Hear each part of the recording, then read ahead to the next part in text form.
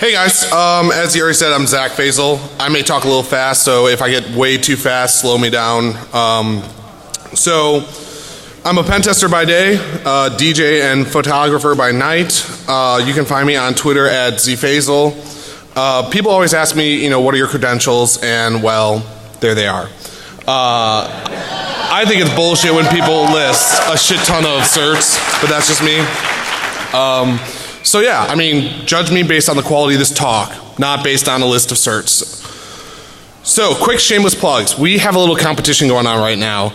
There's another talk in track 4 going on from people from Chicago too, and we're all from Chicago. So I need a quick show of hands. How many people here are from Chicago?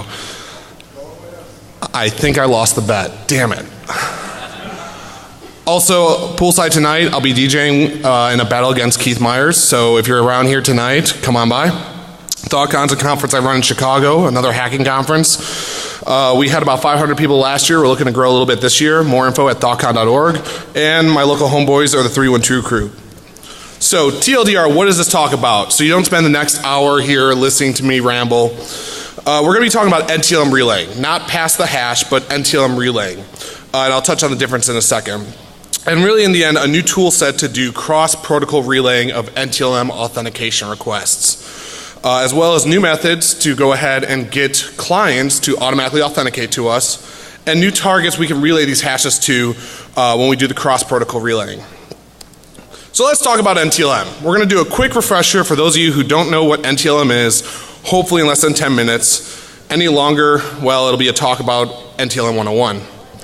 So what the hell is LM and NTLM? It's Windows password storage and network authentication protocol used in Windows, obviously. So like I said, it was used for password storage and for authentication. So, goddamn, my slides are out of order. For pass the hash, basically, oh god, I need to jump around.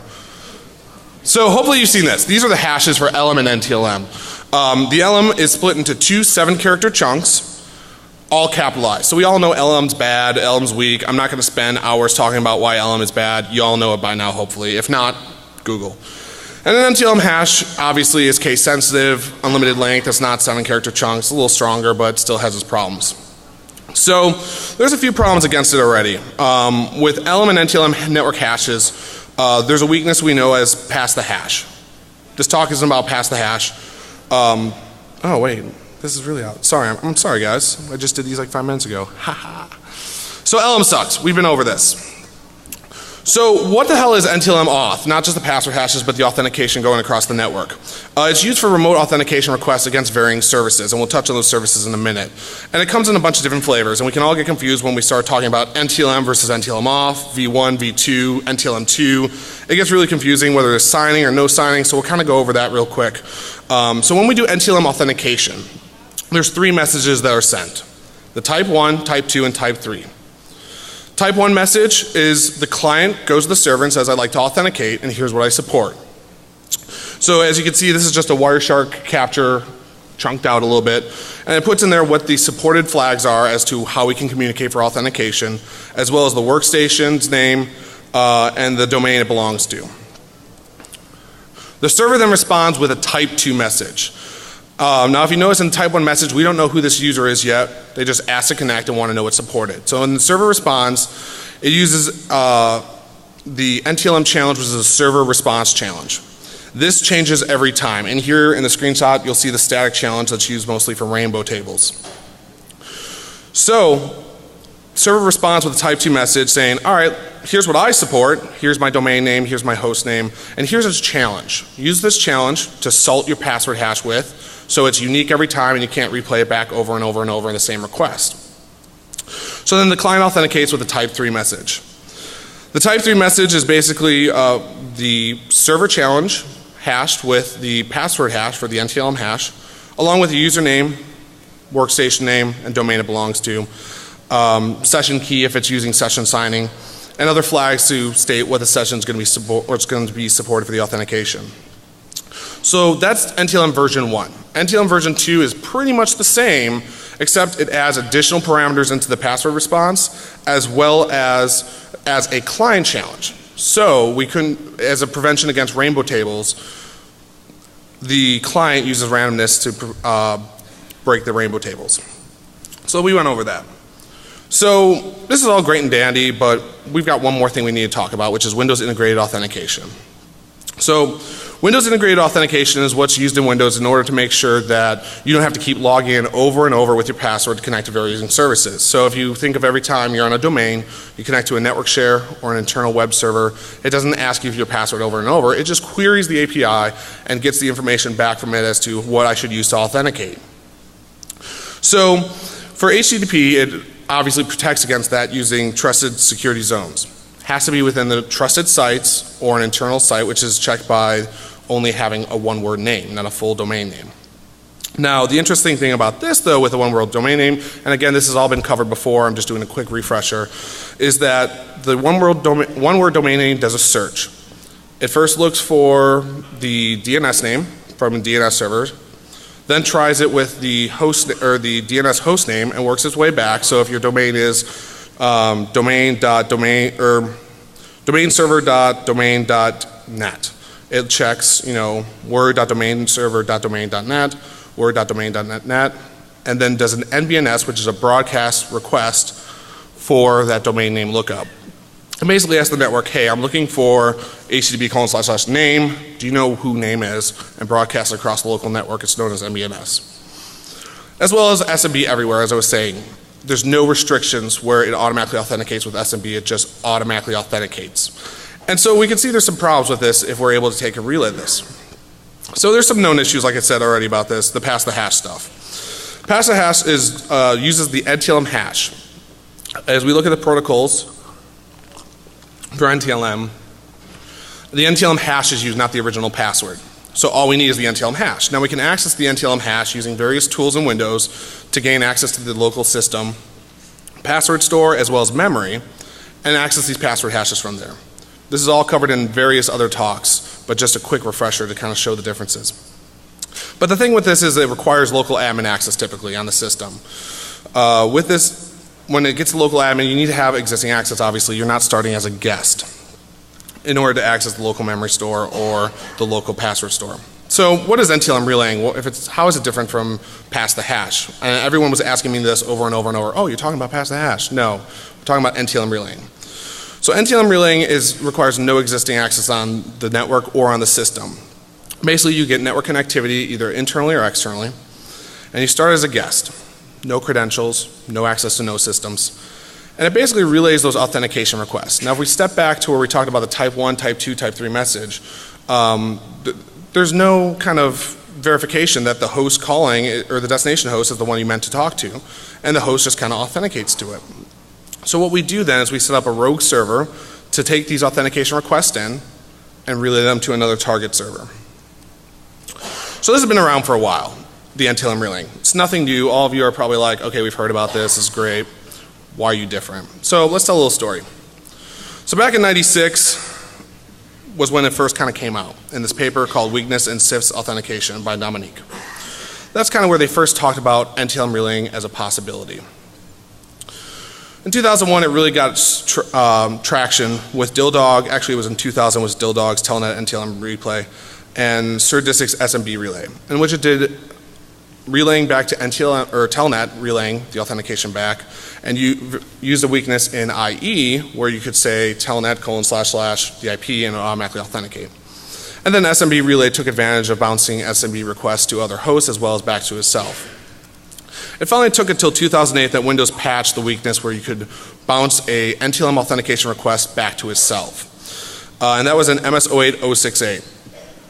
And so we couldn't bounce NTLM requests, network requests back to itself, but we could bounce them to other hosts still because of the way the protocol is designed. So in 2008, a guy who goes by the handle of Kurt, did this talk at DEF CON about NTLM is dead. And I thought that was one of the best talks that year because its impact on corporate environments is great. We could talk about mobile phones and how it affects everyone, but really the core data in corporate environments, it hurts. So he talked about writing this tool, does NTLM relaying over HTTP. And he talked about the potential of doing it with, as an SMB server as well to get these authentication requests. And so this was actually screenshotted 2 days ago. it's still an open case on his Squirtle application. And I don't think he really has any intention of maintaining it. So I decided, you know, these weaknesses sound familiar over and over. We keep talking about there's problems over and over and over and over, and they're not getting fixed. Every environment still has pretty much NTLM enabled in corporate environments. So what does it sound like to me? Well, it kind of sounded like the problem we complained over and over and over about websites not doing SSL encryption for their authentication requests as well as managing their cookies. So in 2010, Firesheep came out. Most of you are probably familiar with this. It was a way of capturing cookies and using the sessions that it was able to capture over Wi-Fi or over sniffing of the network and impersonate these users. And I asked myself, why did this have so much traction? Why did this all of a sudden make everyone change? Well, because it was so easy to use. It was so easy for just anyone to start up the application and impersonate someone. So I kind of decided to start on this goal. Make an application that you could do NTLM relaying and show the impact to people that's as easy as Firesheep. We're getting there. So basically I started working on a lot of proof of concepts to see what extent does NTLM relaying support across multiple protocols. Like I said, a lot of people talked about it in theory, but no one actually implemented it. So the goal, like I said, is Firesheep for NTLM. So I decided to start learning Ruby because I was going to originally integrate it into Metasploit, and that didn't happen and it went still Ruby. So my talk got rejected when I first submitted both to Black Hat and DEF CON. But not just did it get rejected, but I got a fake acceptance email. A friend thought it'd be funny to troll me. What a douche. He had a friend who actually took and had his talk accepted and sent the actual content of the email and forged the, you know, headers to be from Nikita. And I thought for an hour and a half I was speaking at DEF CON, and then I got the email saying I was rejected. And that's the story. All right, thanks for coming, guys. But no, 3 weeks later, Nikita gets back to me and says, hey, we have an opening on Sunday. Somebody dropped out. Do you want to speak? Awesome. Wait, I have 3 weeks till DEF CON? Shit. So keep that in mind as this tool is coming along. I kind of put it on the back burner and didn't work on it for quite a while between the submission and now. But we've got something working, and we'll talk more about that. So what's the problem? Why do we need another tool to do this? Why do we need another thing to do NTLM relaying? Well, the problem is other tools just didn't do what we need to do as a penetration tester.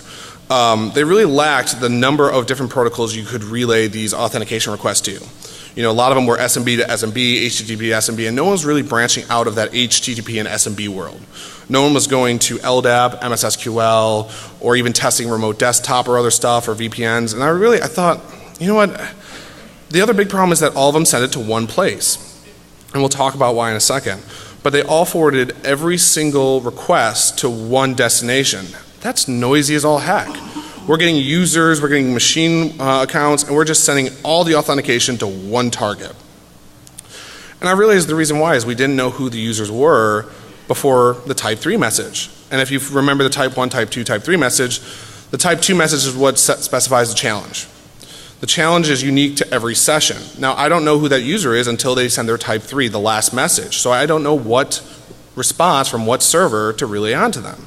Well, why aren't any other tools doing this? And so I looked more into the protocols of SMB and HTTP, and well, we'll talk about that in a second. Oh, and it's not going away. Windows 8 and Windows 2012 still supports NTLM by default. And that's kind of scary that we know these protocol weaknesses are there, but NTLM is not going away. So we really need something to say, hey, as an organization, you need to, under your own accord, start protecting yourself against these attacks. So I wanted to be a problem solver. So here's the tool. It's called Zack Attack. Now, I know the name is so freaking lame, but we went through a list of different names. My favorite is the last one.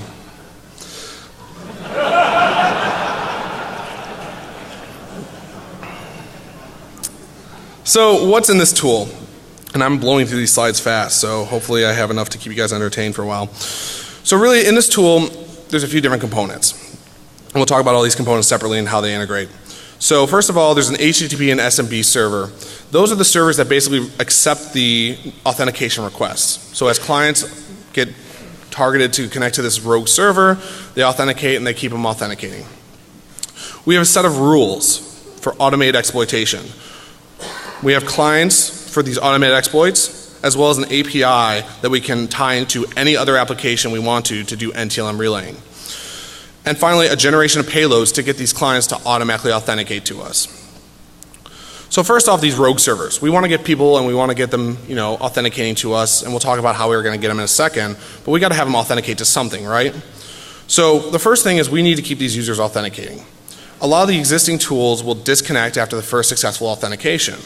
So what this tool, Zack Attack, finally does is it keeps them authenticating as much as possible. Now in Windows land for SMB, I think that's about 30 times before the connection terminates. So we need to figure out who this user is too when we're keeping them authenticating. So the first authentication request is with a static challenge, that 112233. For those of you who pen test, that's kind of the rainbow table challenge. And we need to figure out who this user is. Like I said, we don't know until type 3, so we send a static challenge.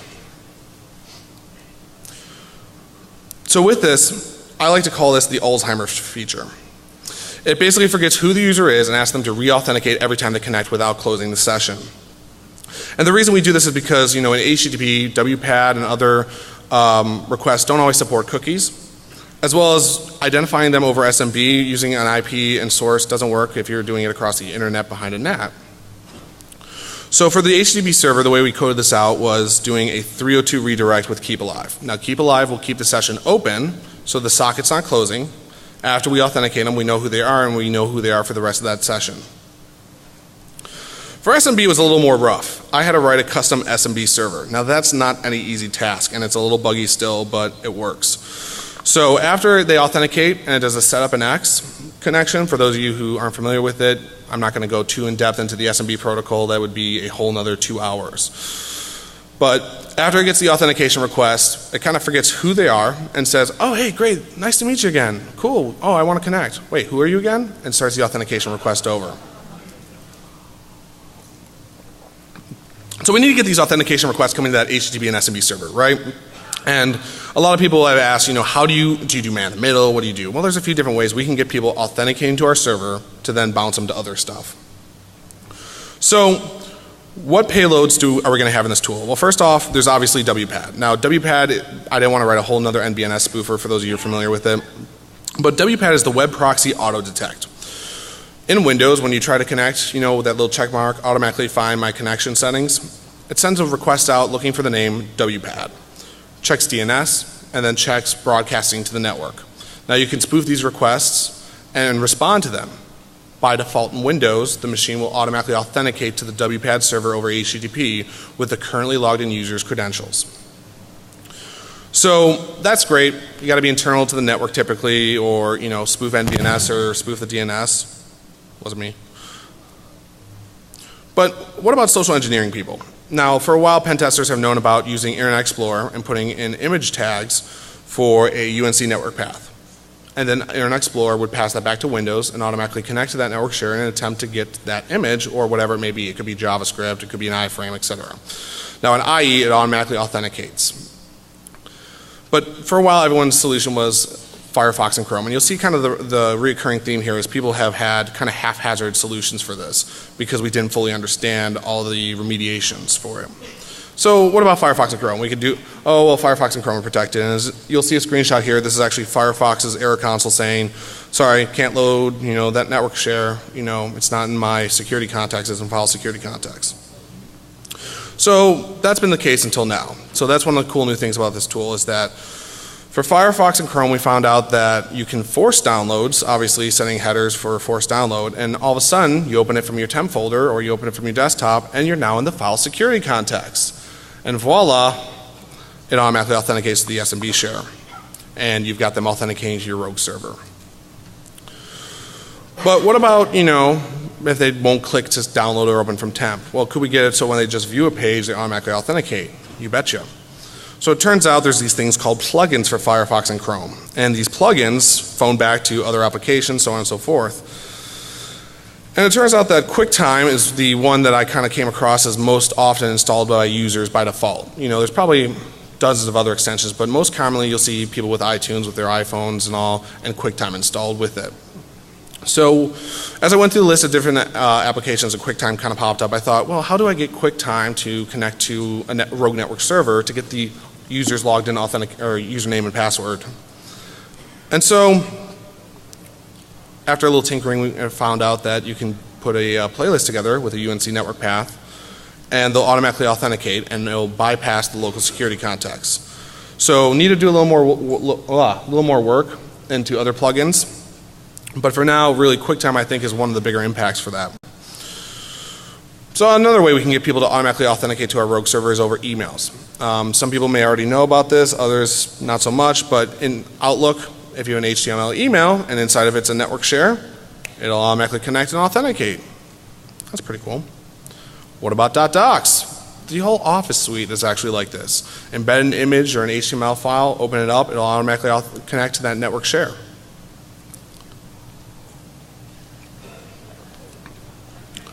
One of the other things is the desktop.ini files. Now this again wasn't made as well known, but it's been out there, is that you can generate desktop.ini files to say that the icon resource or the wallpaper for that folder is a network share. And again, the system will automatically connect, attempt to get that icon, and log in with the currently used credentials. And LNK network shortcut files. You can set other parameters in there to automatically connect. So the tool set automatically creates these desktop.ini files, automatically creates the HTML files, really quick, really easy. And obviously the last one is man in the middle. You can redirect NTLM authentication requests or inject HTML content in the page. While the tool doesn't do this, it helps with it. But that's the ways you can get clients connecting to these rogue servers to do the relaying. So the existing tool sets out there that do NTLM relaying over SMB or HTTP, you can use all these today to go ahead and use other tools to get them authenticating to you. So one of the cool things that I thought about Squirtle, the tool I kind of used as a starting point for this, was that it did API requests where you could use any tool you wrote to get these type 2 and type 3 messages. And so with the type 3 messages, that's the final authentication request. You need to pass the type 2 to the API and you get the type 3 back. So I wrote up an API quick so you can use any tool set you want, any tool you can modify the source code of, and use the rogue servers to connect. Well, that's great, but that requires you to have some interaction when you're a pen tester or you're testing people. So what I wrote together that's new for different than any other tool is a set of rules. All the other relay tools, like I said, forward everything to one source, and now we're identifying who these users are. So to really show the impact, I wanted to have it so with one click, like I said, in 60 seconds, you could get domain admin. So with that, you know, we write these rules out then in the new application to say, when we figure out this user belongs to a group and they may have access over here, do something automatically when they connect. No longer do we have to try to get them to connect and wait and hope they come back around, but as soon as you see a user, do this. So the rule set's pretty simple, and I'll show it in the UI in a little bit. If a user is in a certain group, then use this module, whether it be whatever the client is, SMB, HTTP, etc. We good? I just hear fuzz. I didn't touch anything, I swear. Okay. So, no, we're not so good. Better? Okay. Swear I didn't touch it. So we write these rule sets basically to say if a user is in this group and they're in this module to perform this action against these targets. And should we do it just once or per every user? But I'll show that in a second. So the rule sets kind of go through this sequence of automatically looking for these API requests, looking for these unroot rules, and keep doing it. Keep going through this until it times out. And if it times out, keep the user authenticating by, you know, not letting them time out and disconnecting them, but doing a stack challenge. So the things we can connect to, we've always had this kind of grid showing that, you know, you can use SMB to connect to SMB, HTTP to connect to HTTP, HTTP to SMB, so on and so forth, doing the NTLM relaying. So the problem was that people didn't touch a lot of other protocols. And so I decided to take a look at other protocols. LDAP, MSSQL. Now I'll touch on why LDAP's kind of awesome in a minute, but MSSQL, cool. We can get databases, we can get access to the data, awesome. So SMB with the clients, we wanted to do some actions automatically as soon as we connected. So one of the big things is there's no tool out there to enumerate users and groups. Well, sorry, I take that back. There was no tool. There is now through Metasploit, which was released at Black Hat this year. Two of us were working on kind of separate projects and weren't talking and didn't know about each other either. But so you can enum users and groups. Now you may be like, why does this matter? I can enumerate stuff, whatever. Well, as a penetration tester, it's one of those things you can figure out the administrators of in the local administrators group, as well as further information about what groups and what users you need to target. Cool, great. We can do NTLM relaying and do enumeration. We can also access file shares. We can execute commands. But this is great and all, but we can't connect to domain controllers. And the reason being is that most domain controllers by default have SMB signing. Now for those of you who aren't familiar with SMB signing basically uses the original NTLM hash to sign the session, and so every packet is signed. If there's a signature is off, it takes and disconnects you. So by default, domain controllers have SMB signing by default, so by default you can't do SMB relaying to a domain controller. Now this pissed me off. I had to figure out there had to be some way we could get there really fast, really easy. So I'll come back to that. Turned out LDAP is enabled by default on domain controllers, yes, and uses NTLM authentication, it turns out. And that's cool, that's great. But we couldn't change passwords because typically it requires SSL, and SSL is enabled in LDAP unless there's a certificate of authority set up for the domain. So great, we can also do this. What's written in the tool that you can change user passwords, reset users, add users, enumerate the domain, all that cool stuff. But the really cool thing is without SSL, without any of this, using NTLM relaying, we can add users to groups. So if as a tester you're able to take and connect and get another user's account, we can take and add them to a domain administrators group if we get a domain admin and so on and so forth. But going back to SMB real quick. One of the other cool things about this tool that kind of bugged me was that we always had to use certain tools to do this. So on the plane ride down here, I decided, hey, I'm going to tinker with some stuff. It's 4 hours from Chicago, give or take. It's United, so it'll take a little time. So took and wrote a SOX proxy. So for those of you who aren't familiar with SOX, it's a proxy that sends raw data back and forth, doesn't re-parse it. But so on the way down, wrote a SOX proxy that does replacing the NTLM packets with the relayed data. And that's pretty cool. It's unique, new. And again, HTTP we can relay to SharePoint, some internal websites, great. All of this is kind of, that's cool, but you have to be inside the network. And a lot of people think that NTLM relaying is not a problem because you have to be internal to the network. But what about externally? Sometimes there's a SharePoint, but typically not too often. And so I thought about what's one thing that is most organizations have open externally that supports NTLM. And it turns out Exchange Web Services. For those of you who are not familiar with Exchange Web Services, it's a kind of an HTTP API that's usually on the same server as Outlook Web Access, so your webmail and all. And by default, it uses HTTP Negotiate, which supports NTLM. So with that, we're able to do relaying externally to an HTTP service, which is here, Exchange Web Services. So this becomes a little more scary as people have been talking about how you have to be internal to an organization to do relaying. We can now take and target mobile workforce users who are at a mobile hotspot, or target people over the internet if they don't have outbound firewall rules to connect back to a rogue SMB server, as we talked about the rogue server, and get them to auto-authenticate to this Exchange Web Services. And with this we can pull all their emails, all their contacts, their calendar, anything you can do through Exchange Web Services. And why? Because everyone's got a mobile phone connecting back to Exchange Web Services and ActiveSync. I wish I had a drink because I would drink right now. The demo got fucked. And I'm going to get booed like no other, but oh, thank you, sir.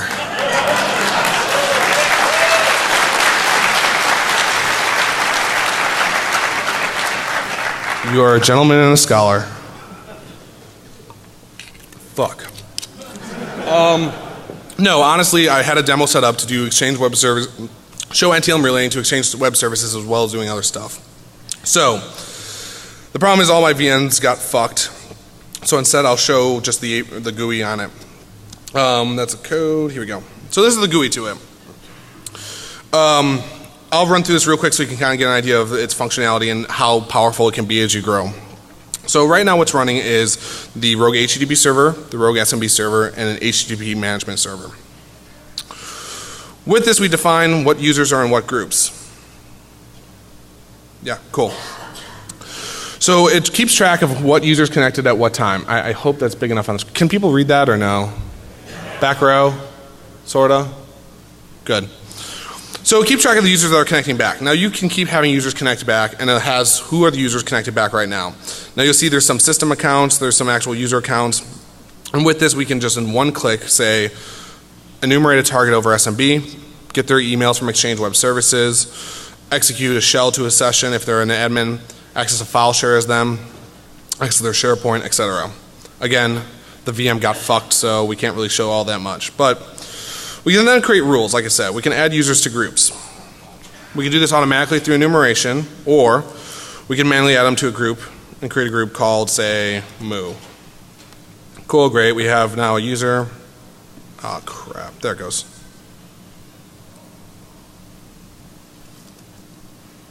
Like I said, the demo gods do not like me.